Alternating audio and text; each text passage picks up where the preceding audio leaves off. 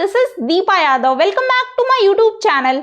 आज मैं आप लोग के लिए लेके आई हूँ सोशल साइंस के कुछ प्रीवियस ईयर क्वेश्चन जो एनसीईआरटी बेस्ड क्वेश्चन होंगे और आपके सीटेट के एग्जाम में ऐसे ही क्वेश्चंस पूछे जाते हैं। जो लोग सोशल साइंस सब्जेक्ट से और पेपर सेकंड की तैयारी कर रहे हैं वो इस प्रैक्टिस सेट को जरूर देखें, क्योंकि ये सेशन काफी इंपॉर्टेंट होने वाला है आपके एग्जाम के पॉइंट ऑफ व्यू से। तो वीडियो शुरू करने से पहले अगर आप मेरे चैनल पर नए हैं तो सब्सक्राइब कर लें और बेल आइकन को प्रेस कर दें, जिससे नोटिफिकेशन आप तक पहुंच जाए और आप डेली वीडियोस को देख पाएं। तो चलिए जानते कि पेपर सेकंड में सोशल साइंस सब्जेक्ट में किस टाइप के क्वेश्चंस पूछे जाते हैं। तो देखिएगा, फर्स्ट क्वेश्चन आपके स्टेटमेंट वाले क्वेश्चन है कि read the statements A and B and choose the correct answer. कथन ए तथा बी को पढ़ें और सही उत्तर का चुनाव करें। स्टेटमेंट कुछ दिए, आपको करेक्ट आंसर बताना है। स्टेटमेंट ए देखिएगा कि people such as Raja Ram Mohan Roy are described as reformers because they felt that changes were necessary in society. Raja Ram Mohan Rai जैसे लोगों को सुधारक इसलिए कहा जाता है क्योंकि वे मानते थे कि समाज में परिवर्तन लाना और अन्यायपूर्ण तौर तरीके से छुटकारा पाना जरूरी है। स्टेटमेंट बी है कि the reformers thought that the best way to ensure such changes was by persuading people to give up old practices and adopt a new way of life. सुधारकों का विचार था कि इस तरह के परिवर्तन लाने के लिए लोगों को इस बात के लिए प्रेरित किया जाना चाहिए कि वे पुराने व्यवहार को छोड़ करके जीवन का नया ढंग अपनाने के लिए तैयार हों। और पीछे आपका दिया है चूज द करेक्ट आंसर। ये सारे ऑप्शंस हैं, इसमें से आपका करेक्ट आंसर होगा option number C, both A and B are true. दोनों क्या है, सही हैं। देखिएगा कैसे।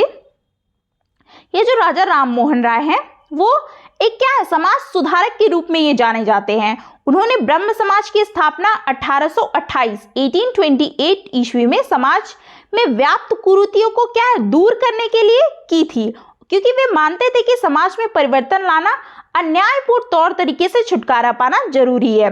और सुधारकों का क्या था, जो स्टेटमेंट बी में हम बोले हैं कि सुधारकों का प्रमुख विचार था कि लोगों को समाज में परिवर्तन लाने के लिए उनको क्या है, प्रेरित करने का, उनको नया ढंग अपनाने के लिए तैयार करने के लिए बताना चाहिए। तो स्टेटमेंट ए भी आपका सही है, स्टेटमेंट बी भी। तो इसलिए आपका करेक्ट ऑप्शन होगा option number C, both A and B are true.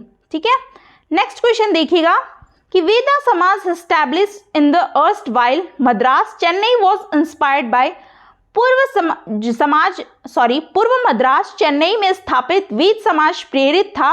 Option A है कि प्रार्थना समाज द्वारा, ऑप्शन बी आर्य समाज द्वारा और ऑप्शन सी है ब्रह्म समाज द्वारा, डी है यंग बंगाल मूवमेंट, युवा बंगाल आंदोलन द्वारा। तो इसका करेक्ट आंसर होगा ऑप्शन नंबर सी, ब्रह्म समाज द्वारा। पूर्व मद्रास चेन्नई में स्थापित वेद समाज ब्रह्म समाज द्वारा प्रेरित था। ब्रह्म समाज की स्थापना राजा राम मोहन राय, अभी मैंने बताया कि राजा राम मोहन द्वारा 1828 ईस्वी में किया था। तो इसलिए option C is correct answer.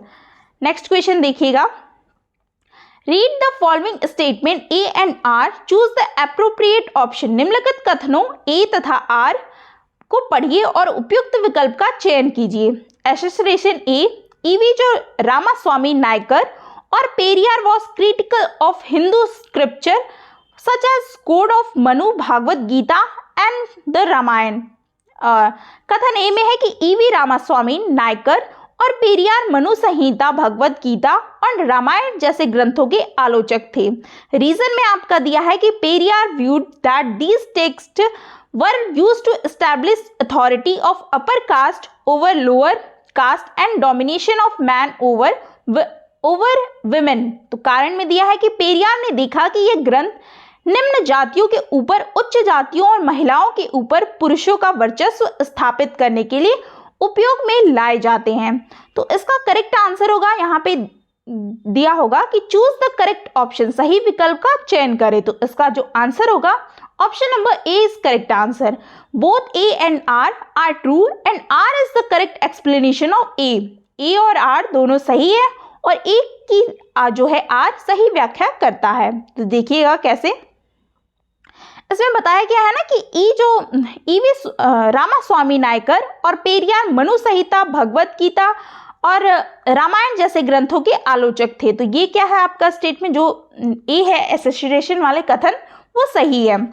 उसमें रीजन आपका बता रहा है कि जो पेरियार हैं, पेरियार ने देखा कि ग्रंथ क्या है, निम्न जातियों के ऊपर उच्च जातियों और महिलाओं के ऊपर पुरुषों का वर्चस्व स्थापित करने के लिए उपयोग में लाए जाते हैं। तो उसका रीजन भी दे रहा है सही, तो इसलिए क्या है, ए आर दोनों सही है और कथन ए की कारण जो है आर क्या है, सही व्याख्या एक्सप्लेन सही कर रहा है। तो इसलिए आपका ऑप्शन नंबर ए सही हो जाएगा। Both A and R true and R is the correct explanation of A. Next देखिएगा कि which governor general pronounce that Bahadur Shah Zafar would be the last Mughal king. किस गवर्नर जनरल ने घोषणा की थी कि बहादुर शाह जफर अंतिम मुगल राजा हैं। तो ये सीटेट का सबसे कह सकते हैं कि बार बार आने वाला क्वेश्चन है, बहुत ही उनके लिए खास है, हर पेपर में पूछा जाता है और यूपी टेट जैसे भी एग्जाम में पूछा गया है क्वेश्चन। तो ऑप्शन ए देखिएगा Canning, option B Dalhousie, option C Hardinge, option D है एल्गिन। इसका करेक्ट आंसर होगा option number A Canning. Lord Canning नामक जो है गवर्नर जनरल ने घोषणा की थी कि बहादुर शाह जफर जो है अंतिम मुगल राजा होंगे और 1857 के ईस्वी के विद्रोह में भाग लेने के कारण अंग्रेजों द्वारा बहादुर शाह जफर को बंदी बना करके क्या है, रंगून भेज दिया गया था। ठीक है, तो इसका आंसर जो होगा ए होगा। डलहौजी के बारे में भी जान लीजिए कि डलहौजी ने क्या किया था, व्यक्तिगत के सिद्धांत का आरंभ किया था और हर्डिंग ने नरबली प्रथा का प्रतिबंध लगाया था और एल्गिन थे वहशी आंदोलन का दमन किया था। और इस क्वेश्चन का आंसर ऑप्शन नंबर ए होगा। नेक्स्ट क्वेश्चन देखिए कि in which of the following languages Kesari newspaper was published. निम्नलिखित में से किस भाषा में केसरी अखबार छपता था। ऑप्शन ए इंग्लिश अंग्रेजी, option B Bengali Bangla, option C Marathi Urdu. इसका करेक्ट आंसर होगा option number C Marathi. Marathi भाषा में केसरी अखबार छपता था। केसरी अखबार का प्रकाशन बंबई से बाल जो गंगाधर तिलक द्वारा किया जाता था। तो इसका correct answer option number C है। नेक्स्ट क्वेश्चन है कि from which of the following act a large number of provisions have been adopted by the Indian constitution.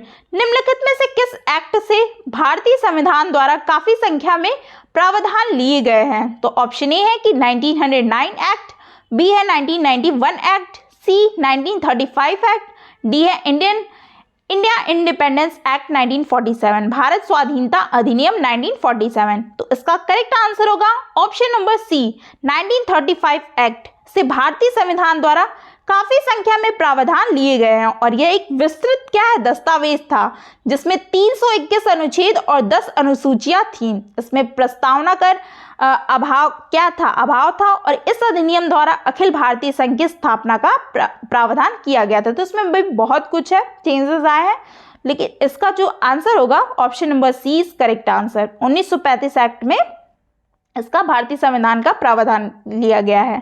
ठीक है, नेक्स्ट क्वेश्चन देखिएगा कि read the following statement A and R, choose appropriate option given below.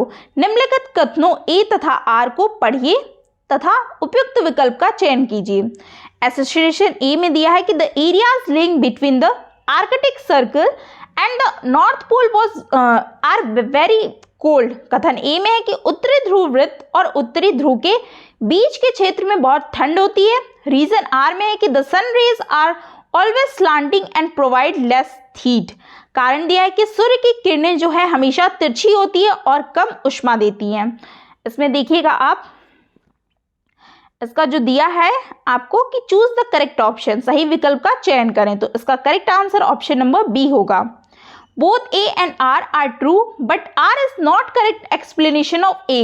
ए और R दोनों सही हैं लेकिन are एक की सही व्याख्या नहीं करता। तो देखिए कैसे नहीं करता है।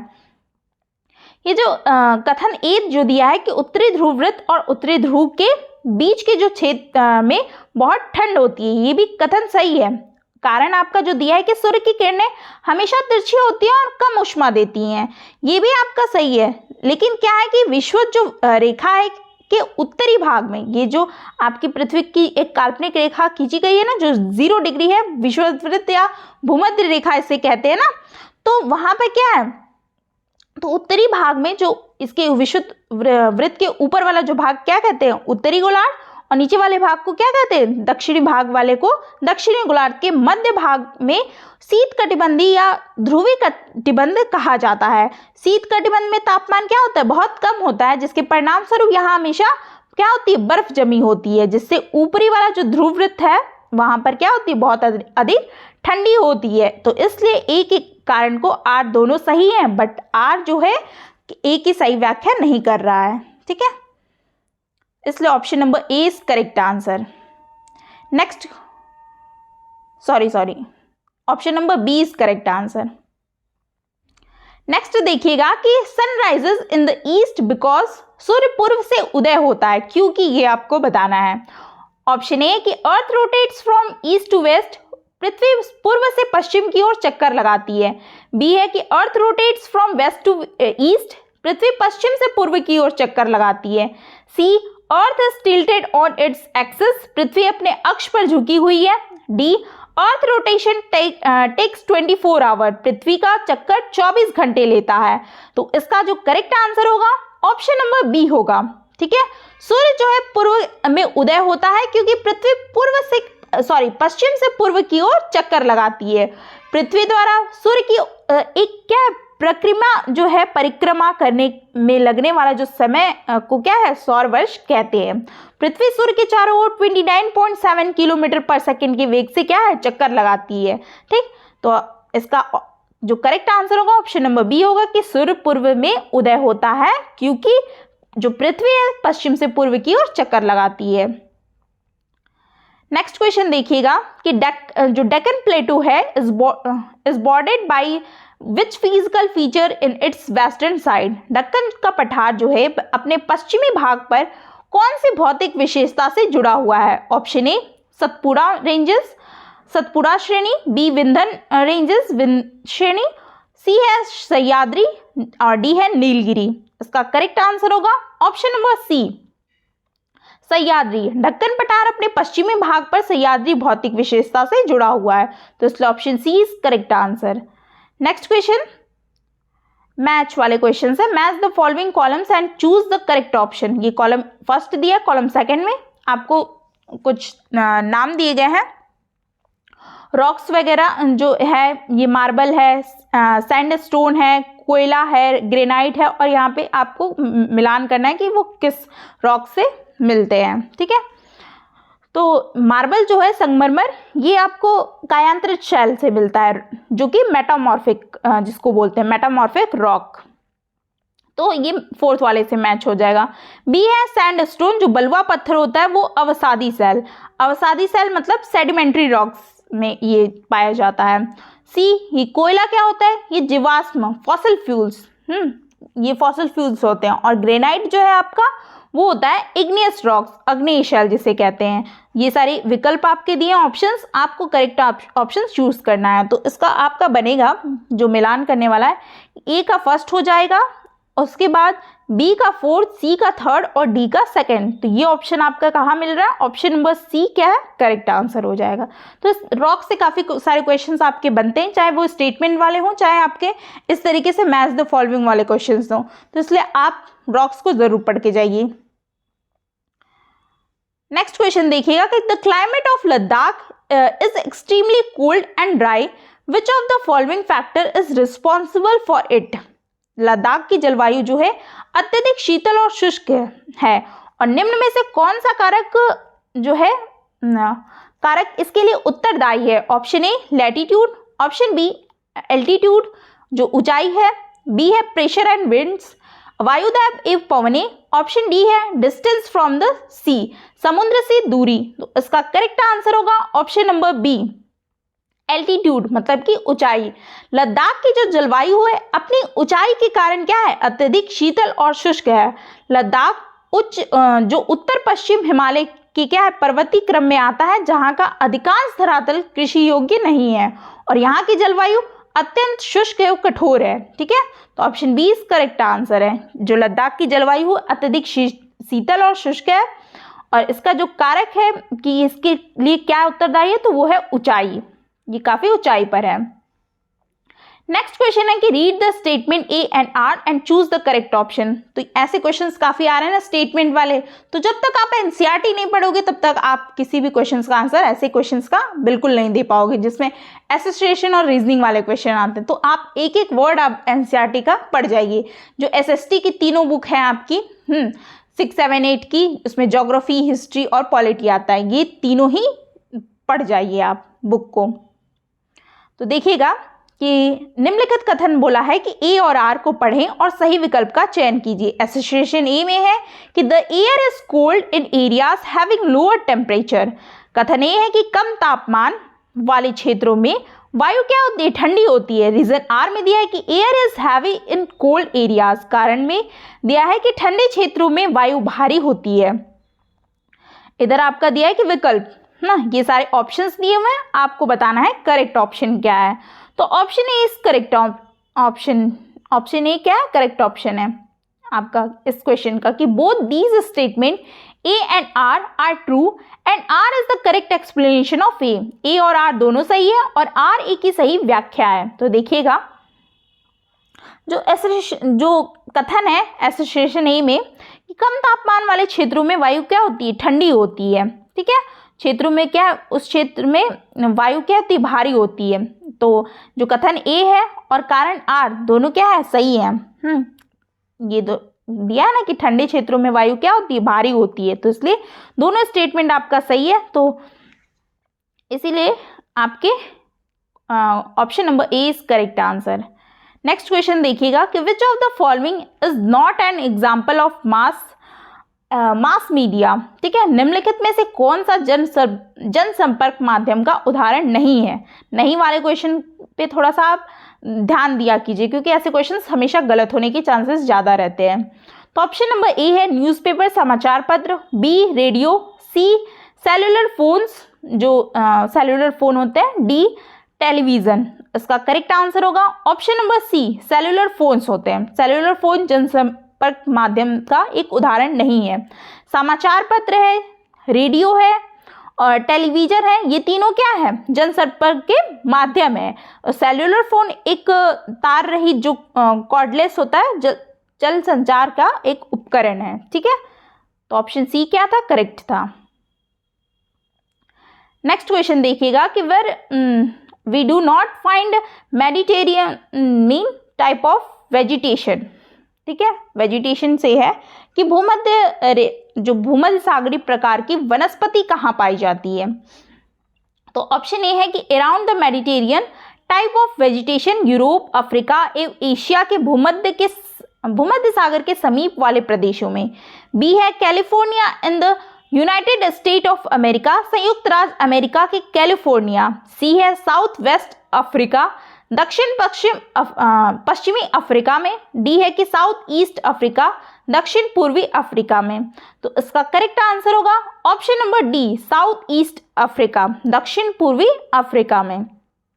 ठीक है, तो भूमध्य सागरीय जो प्रकार की वनस्पति कहाँ पाई जाती है, तो वो साउथ ईस्ट अफ्रीका में पाई जाती है, दक्षिणी पूर्वी अफ्रीका में। तो ये सारे भी आप वनस्पतियां भी पढ़ लीजिएगा, आपके एनसीईआरटी की बुक में सारे दिए हुए हैं डिटेल से। नेक्स्ट क्वेश्चन देखिएगा कि कंसीडर द फॉलोइंग रिसोर्सेज, निम्न संसाधनों पर विचार कीजिए। फर्स्ट माइका, अभ्रक, second forest, 1, third natural gas, प्राकृतिक गैस, फोर्थ है सॉइल, मृदा, फिफ्थ है जल, water. Which of the above are example renewable resources. उपयुक्त में से कौन सा से प्राकृतिक संसाधन नवीकरणीय संसाधन के उदाहरण है। तो आपको इसका आंसर बताना है। तो ऑप्शन सी इसका क्या होगा, करेक्ट आंसर होगा। ओनली बी, डी और ई क्या है, केवल सही है। ठीक है, बी, डी और ई।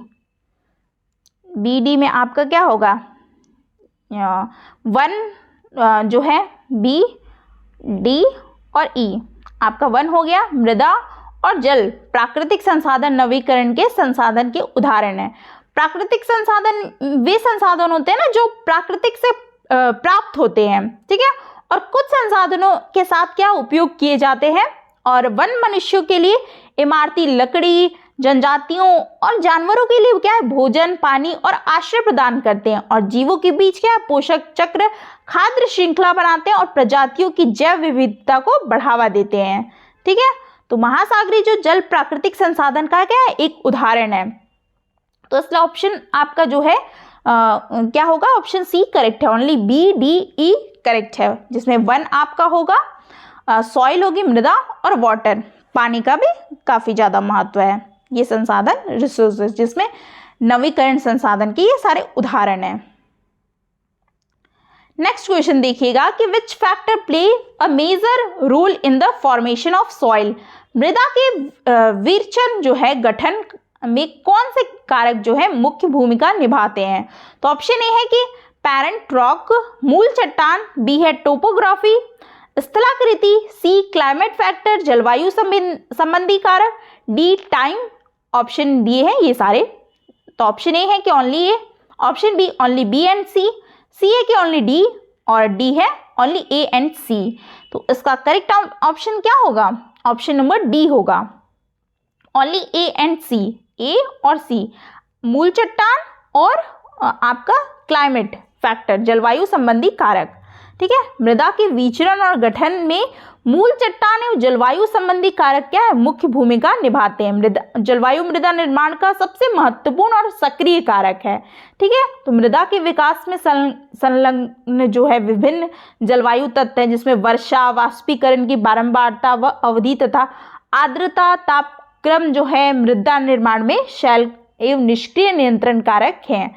तो ये सारे आपके क्या है, काफी जो है मृदा में विचरण गठन में कौन से कारक जो भूमिका मुख्य जो निभाते हैं, वो है आपके मूल चट्टान और क्लाइमेटिक फैक्टर जो है जलवायु संबंधी कारक। तो इसलिए option number D is correct answer, only A and C correct.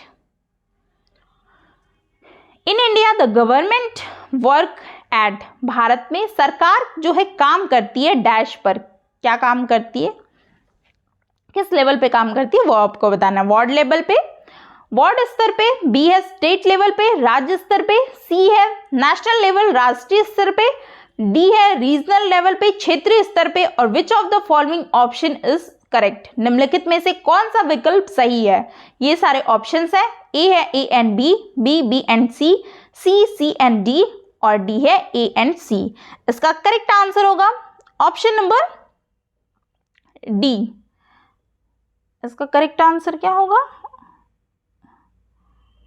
Option number इसका करेक्ट होना चाहिए, ऑप्शन नंबर बी करेक्ट होना चाहिए। ठीक है, बी एंड सी। देखिए स्टेट लेवल और नेशनल लेवल, भारत में सरकार राज्य स्तर और राष्ट्रीय स्तर पर काम करने पर काम करती है। सरकार कुछ निश्चित व्यक्तियों का समूह होती है जो राष्ट्र द्वारा राज्यों में निश्चित काल के लिए तथा निश्चित पद्धति द्वारा शासन करती है। ठीक है, प्राय इनके क्या 3 अंग होते हैं, विधायिका, कार्यपालिका, न्यायपालिका। ठीक है, तो ये आपने जाना, तो ऑप्शन नंबर बी क्या होगा करेक्ट आंसर। भारत में सरकार काम करती है स्टेट लेवल और नेशनल लेवल, राज्य स्तर और राष्ट्रीय स्तर पे, तो option B is correct answer.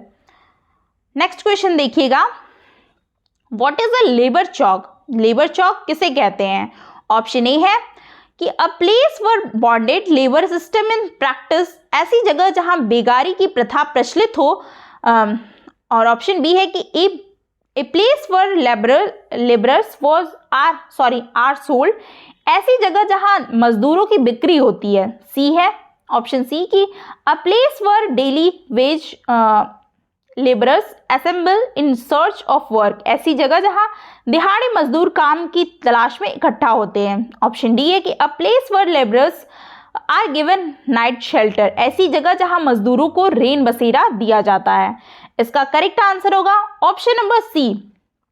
ठीक है, a place where daily wage labourers assemble in search of work, labour chowk उस जगह को कहते हैं जहां दिहाड़ी मजदूर काम की तलाश में क्या होते हैं, इकट्ठा होते हैं, और लेबर चौक पर जो मजदूर रहते हैं उनमें से क्या अधिकतर अपने रहने की स्थायी व्यवस्था नहीं कर पाते हैं, तो इसलिए ये मजदूर काम की तलाश में एक साथ चौक पर इकट्ठा रहते हैं। तो इसलिए option C is correct answer. तो एनसीईआरटी से ये सारे क्वेश्चंस हैं, आपके एग्जाम में ऐसे ही क्वेश्चंस पूछे जाते हैं। और आप एनसीईआरटी को, मैं बार बार बोल रही हूँ, एनसीईआरटी अभी भी टाइम है, आप एनसीईआरटी की बुक पढ़ जाइए अच्छे से। तो आपको कोई भी अगर डाउट है इस क्वेश्चन से रिलेटेड, आंसर आपको नहीं समझ में आ रहा है क्वेश्चन, तो आप ज़रूर कमेंट बॉक्स में बताइए। आई होप आपको वीडियो अच्छी लगी तो लाइक शेयर सब्सक्राइब ज़रूर करें, वीडियो को लाइक करके ज़रूर जाएं। मिलते हैं कुछ ऐसे ही और क्वेश्चंस के साथ जो आपके एग्ज़ाम के पॉइंट ऑफ व्यू से इंपॉर्टेंट हो सकते हैं, जो आपको आपके सीटेट के एग्ज़ाम में एक अच्छा स्कोर गेन करा सकते हैं, जिससे आपको बेनिफिट मिलता रहे। और मैं चाहती हूँ कि आप एक एसएसटी जो सामाजिक विज्ञान है उसमें एक आप अच्छा स्कोर कर पाएँ, ठीक है। 60 नंबर के जो आपके सोशल साइंस के सब्जेक्ट में रहते हैं उसमें आप 50 का स्कोर कर पाओ मेरे सेशन से। तो इसलिए आप ध्यान दीजिएगा और आप थोड़ा सा सपोर्ट कीजिए मुझे कि मैं आप लोग के लिए एक अच्छा कंटेंट तैयार करके ले आऊँ, ठीक है। आप सपोर्ट करेंगे, मैं डेली आपको अच्छा कंटेंट तैयार करने की कोशिश करूँगी। लाइक ज़रूर किया कीजिए, जिससे हम लोग को मोटिवेशन मिलती है कि हाँ हम लोगों ने कुछ अच्छा किया है आप लोग के लिए। तो ठीक है, मिलते हैं फिर ऐसे ही कुछ अच्छे क्वेश्चंस के साथ। Thanks for watching.